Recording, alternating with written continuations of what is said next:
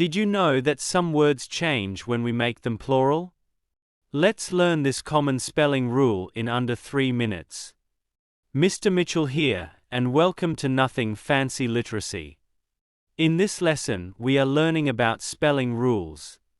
Today we are focusing on changing Y to IES.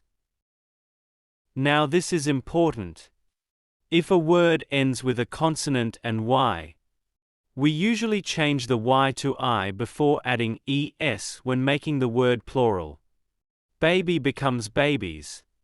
Lady becomes ladies. Look carefully at how the words change. Let's look at some more examples. City becomes cities.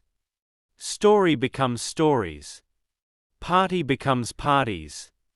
Again, the Y changes to I before adding ES.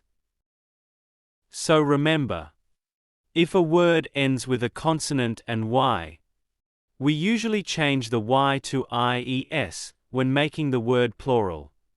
This spelling rule helps the word look correct.